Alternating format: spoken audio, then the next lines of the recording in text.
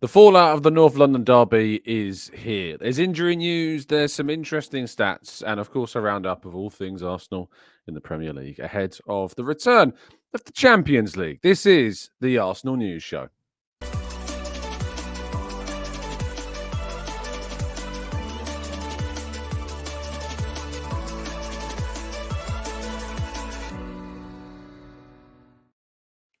Hello and welcome to the Gooner Talk, back again with you guys and girls for another episode of what is the Arsenal News Show. Joining you every single morning at 8 a.m. UK time. Thank you as always for joining me and for making this a part of your morning routines. Of course, I'm very grateful for you being here. I'm very grateful to be back in familiar surroundings this morning, of course, as well.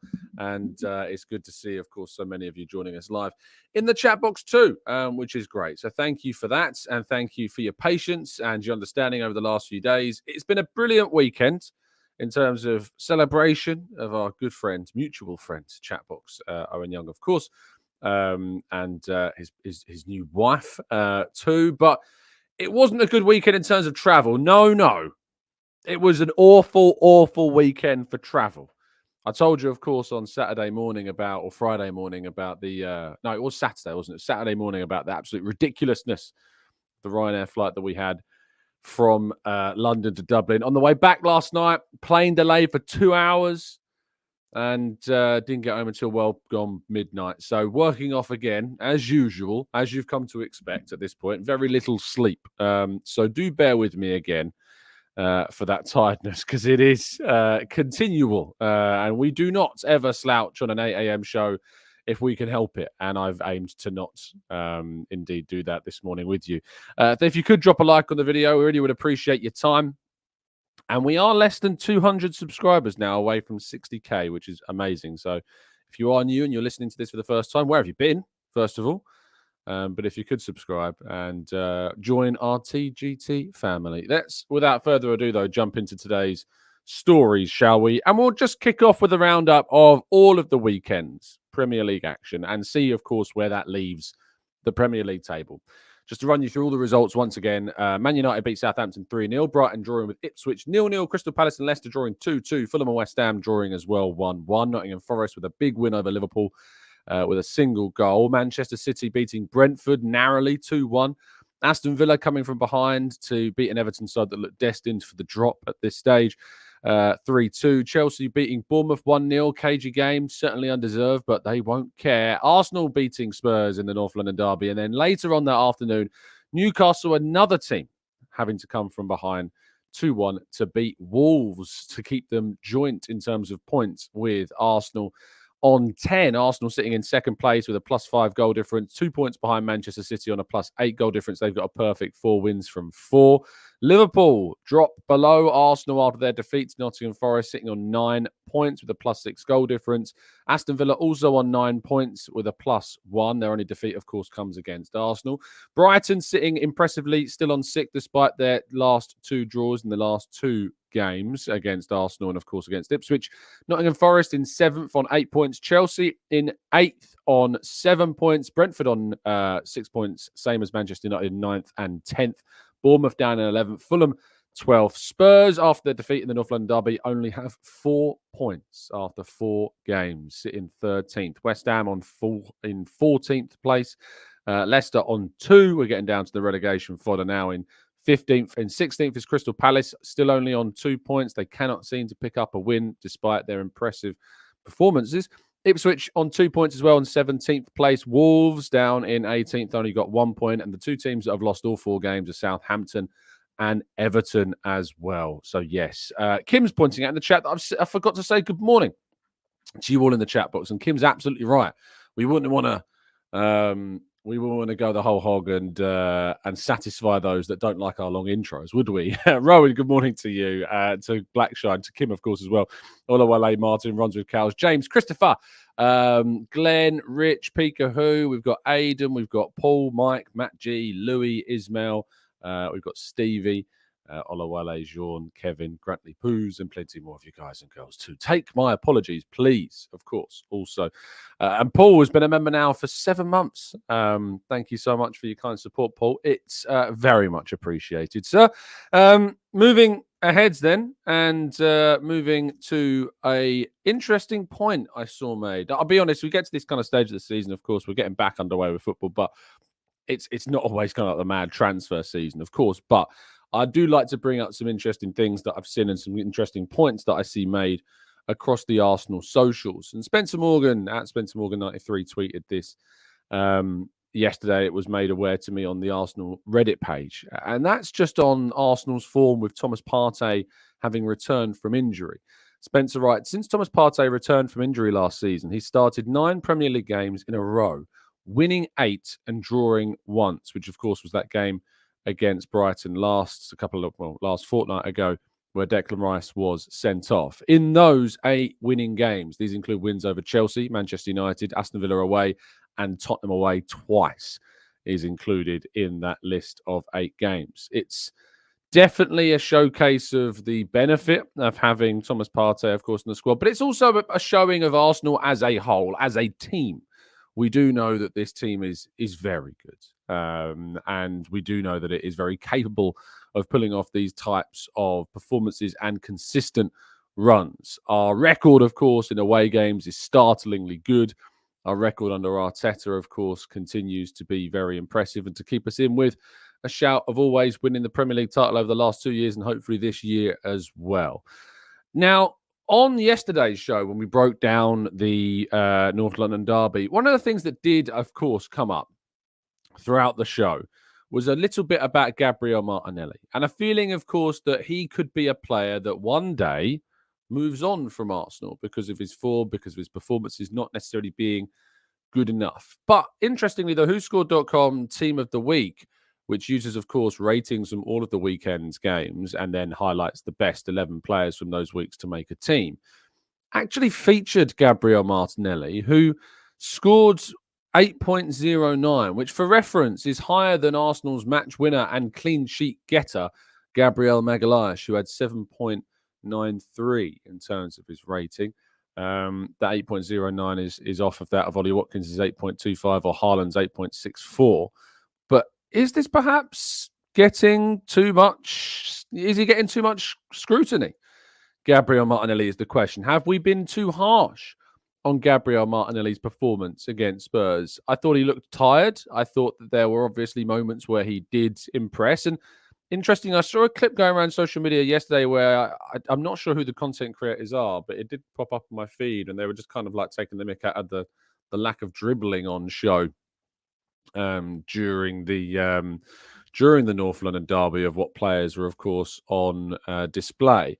That said, at half-time, Gabriel Martinelli had completed 4 take-ons, or I think it might have even been 6 take-ons, which was more than every other player on the pitch combined. So, while, of course, again, it's all for these, viral clips that like to pepper our feeds, but actually, a lot of the work Gabriel Martinelli did, I think, deserves a lot more credit than maybe we were giving him yesterday in yesterday's show. And so I wanted to highlight that point just to get that out there as well. I think those that are perhaps more proud in their opinions might turn around and say, oh, well, it's just stats, and stats will always, have their own agendas, and you can twist stats whichever way. But I always do like to point out that it's important that you take in both into account, that you can have your biased eyes, and no matter what you might say about how good you think you are at watching football, you are biased in how you look at things, and you need to be magnanimous enough to admit when perhaps there is more than meets the eye to a performance. And I think that I and others certainly need to hold their hands up and have a look at what Martinelli actually did against Spurs in a little bit more detail. But of course, we want to see more. But absolutely, we want to look a little bit more into Martinelli's performances than maybe we're giving him credit for right now, because of an overriding sense of frustration maybe with his output as well. Last point to talk about today is, of course, on Bukayo Saka, who, of course, came off in the game against Spurs at the end. Mikel Arteta described him as being unable to continue. However, there is positive news that is coming out to suggest that indeed the club are confident. This comes from Simon Collins of the Evening Standard yesterday. Arsenal are confident that Bukayo Saka will be fit for their trips to Atalanta and Manchester City this week after he limped out of the North London derby. It said that he left the game simply because of cramp, and to be honest, based upon what we've seen of the amount of running and effort, there was some great posts going on around Kai Havertz and how he kind of collapsed at full time onto, I think it might have been Urian Timber maybe. And there's this picture going around of just suggesting that Havertz just doesn't show fatigue until, the whistle has gone. He just absolutely tries 100% and gives his absolute all. And Bukayo Saka came out of Sunday's game rather, and like the others, was absolutely and entirely done. And the effort that the team have put in with, let's be honest, just 2 senior subs that they could really make. I know Kivior could have also come off the bench, but only 2 subs were made, and they were made right at the end of the match after Spurs had made their own changes, of course, too. Brilliant effort by the team. We do need to manage the squads, and I would like to see some changes for the Atalanta game. But yes, the Saka's injury situation is not as what it was perhaps feared by some, which is definitely good news. More good news can come in the form, of course, of signing up for NordVPN, because if you do want some positive safety and security while surfing the net, there is only one destination of which you should be going to go and get it. And that is, as I've already mentioned, the brilliance of NordVPN. And if you're not happy with any service, sometimes you just got to deal with it. You've got to take the fact that you committed to something that's not worked out for you and you paid the price. Well, you can commit to NordVPN, but know that they're committed to giving you the best service possible. And they're so confident about giving you that best service. Of course, you can get a 30-day money-back guarantee if you're not happy with it. And if you're still wondering what a VPN service is and you're sitting in 2024, I don't know what on earth and where you've been, but a VPN service is an absolute must, of course, during these situations and during these times where we need safety and security online, and where we, of course, do need to be able to change a geolocation digitally, either by hopping from one country to another. And that could be on our laptop, or of course it can be on our mobile, of course it can be on our tablet as well. I look forward to seeing more of you, of course, join up with us and to support the channel. And you can do that by going to nordvpn.com/Gooner to get a significant discount off a 1 or a 2-year plan. Not only that, but of course the channel is sponsored by Football Prizes, who can bring you plenty of Arsenal memorabilia. Always go over to the competitions page daily to check for the latest competitions and offers. The link is always down in today's video description, so I recommend that you do so now. Thank you, as always, for both for their support of the channel. Well, let's go to part 2 and your questions right after this.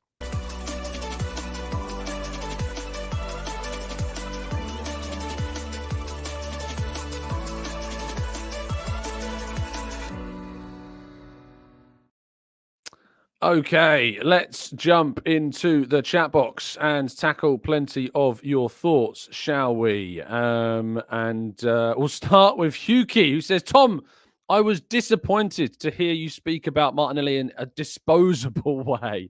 Don't you think that we need to love him like we did with Havertz?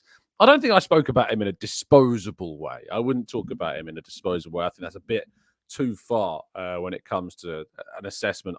All I said was that of all the key and important players, which in itself is certainly not describing him in a disposable way, is that if there was one that I think maybe could be on the receiving end of Arteta's ruthlessness in the transfer market, that it could be indeed Martinelli, because of course his performances haven't been to the level that we saw 2 seasons ago, and that's why I am where I am with Martinelli. But it's also important, to have these views and to also take on new information, and hence why I've shown you those statistics from Sunday's game. Process says, Tom, would you leave your current job for a job at Arsenal? No. Reason being is because I wouldn't be able to do the channel anymore. I wouldn't be able to go to the games the capacity that I do now, and I love my job, and I really enjoy my job. It's, I've talked about this before, and for those that still need this clarification, there is no connection with Arsenal and the job I do now, besides the fact that I write about them and describe them and write opinions on them. It's very difficult to be critical, of course, if you work for the company. You wouldn't see me being critical of who I work for as the same. I wouldn't expect you to be publicly critical of anyone you work for. So no, I wouldn't swap. Certainly not. Tizer says, I know you normally like these sorts of questions, but what would be your combined 2024 and 2004 Invincibles team. Goodness gracious me. I don't like these questions. And so I'm going to absolutely take on board my own advice and just to say sometimes, I don't know. 3 words in the English language that are criminally underused these days. I don't know. I'm just going to go for that. I'm going to go for that. Let's go to Mars Cannon says he frustratingly missed the shot, though, that he should have buried. But that defensively, Martinelli offers us a lot. And he had a very hard working game. And I thought, to be honest, by the end product, he was at one of his best performances. Dave says there are rumors circulating that Mikel Merino is indeed out of his sling. In fact, I saw a video yesterday of David Raya's birthday celebrations, of which I believe Mikel Merino was indeed at. If these are accurate videos and accurate pictures that we saw come out, I maybe could have even included it in the first part of the show, but of course it's difficult with stuff like this.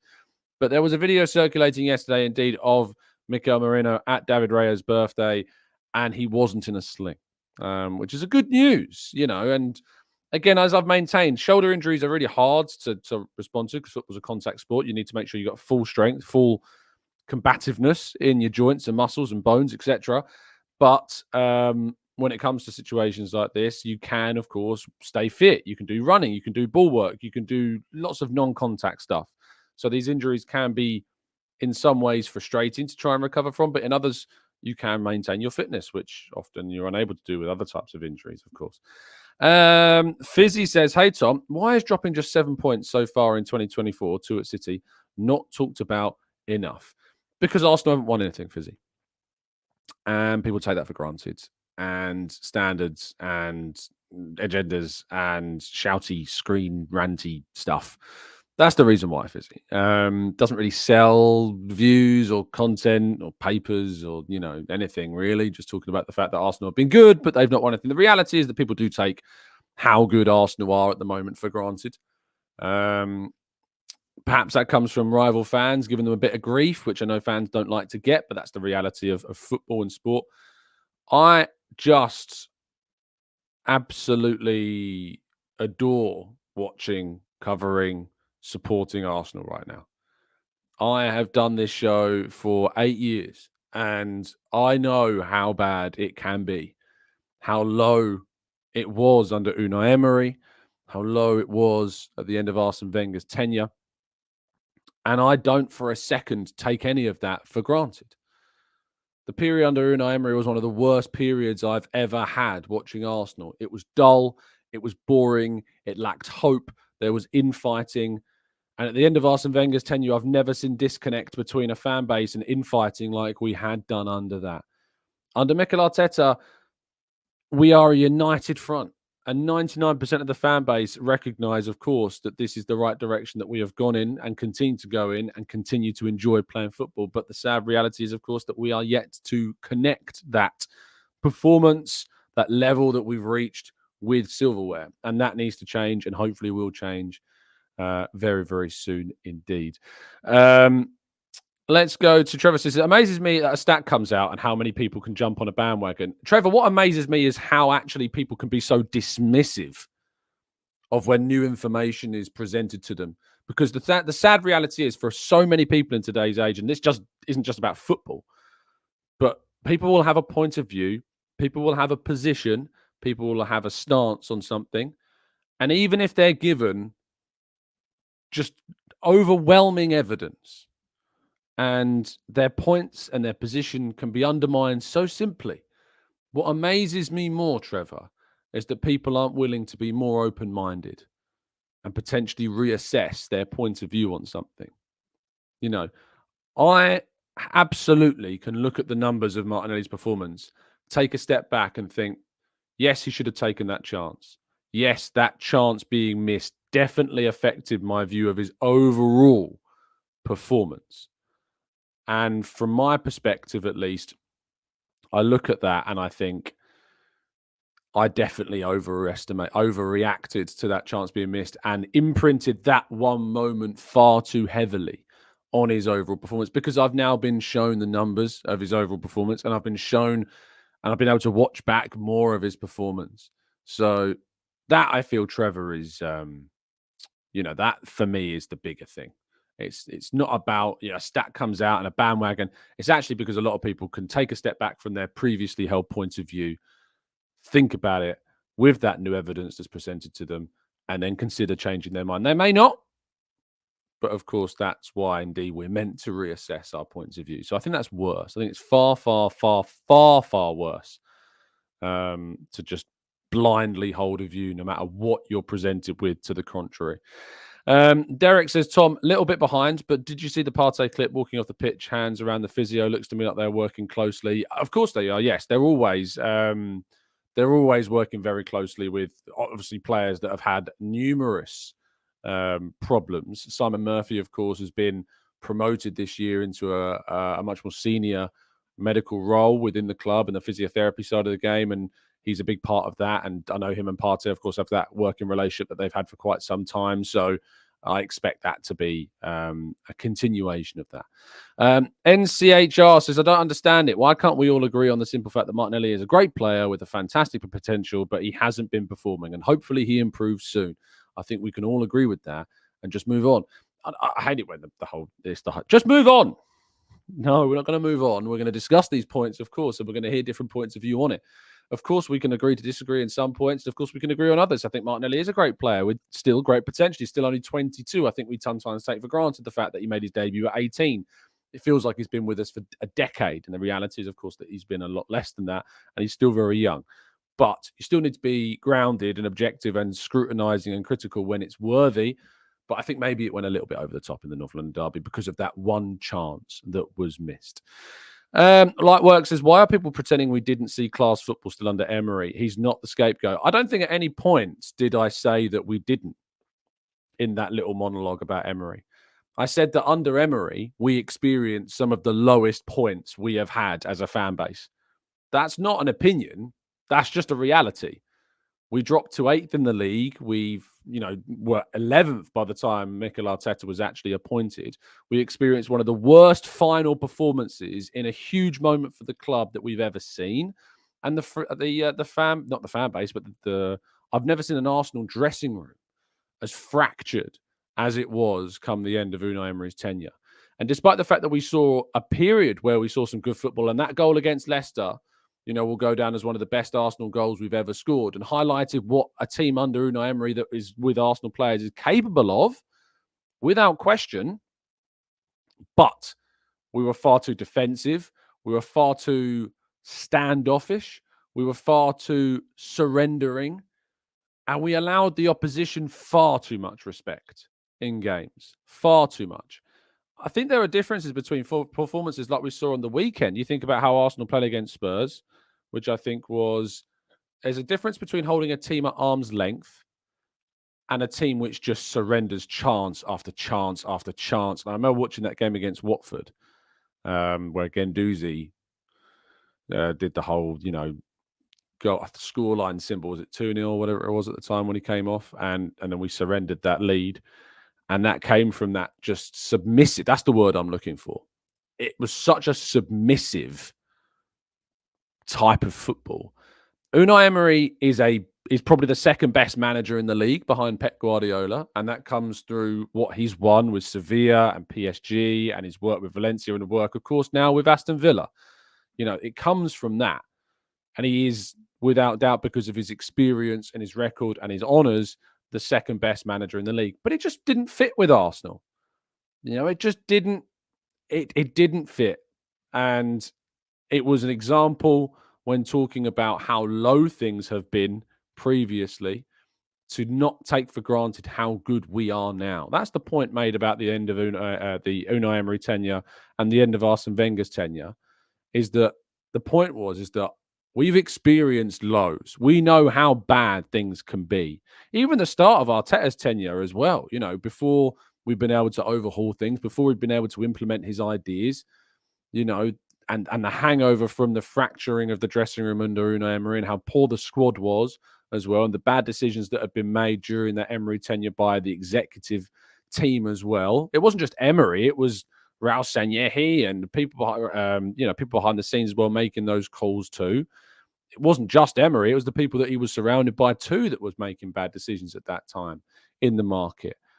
Edu and Arteta combined have completely changed that for Arsenal, with the backing, of course, of those from above who, unlike, for instance, Todd Bowley, and the Chelsea administration, for less so Todd Bowley, I think it's become more the Edge Barley. I think people have recognised making more hands-on decisions that have not gone Chelsea's way, for instance. But it's more about delegating the decisions to Arteta, to Edu, to Tim Lewis, to an extent, in certain, executive decision-making areas, and people like that. That I think the delegation of those decisions have been far better. But it was just an absolute, for me, great example of the end of the Unai Emery tenure and the end of Arsene Wenger's tenure.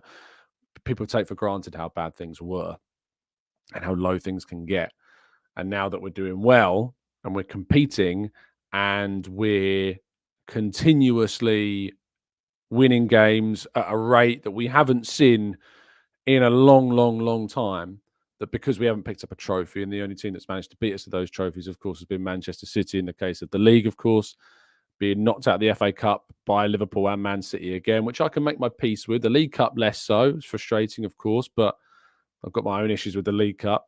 And the Champions League, of course, we reached the quarterfinal for the first time in 14 years, being knocked out by a Bayern Munich side that very nearly themselves reached the final in that tournament, despite their underachievement during the Bundesliga season. So, you can absolutely explain all those things away, but I still just feel that people and it is it's worth pointing out that in the grand scheme of the fan base, the critics and the scrutinizers and the moaners and the whingers are a very small minority when it comes to the feeling. And that's shown by when you go to a game at the Emirates and you see the atmosphere and you see the excitement and you see the feeling and the good feel factor about the club.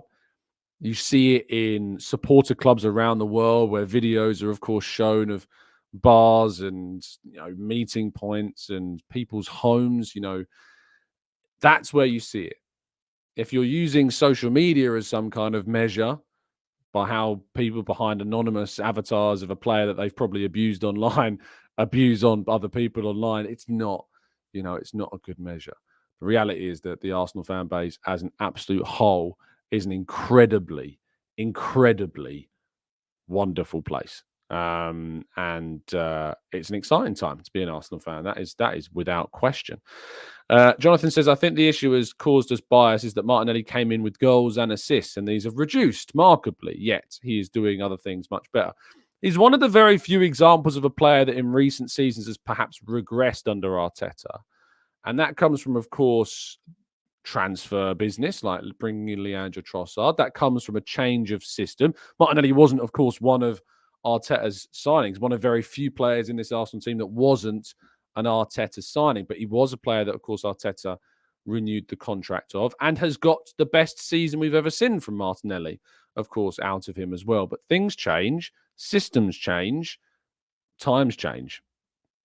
And it may be one day that Martinelli is left behind and leaves and goes elsewhere. But at the moment, I don't want that to happen. And I believe that we can get the best from him once again under Arteta.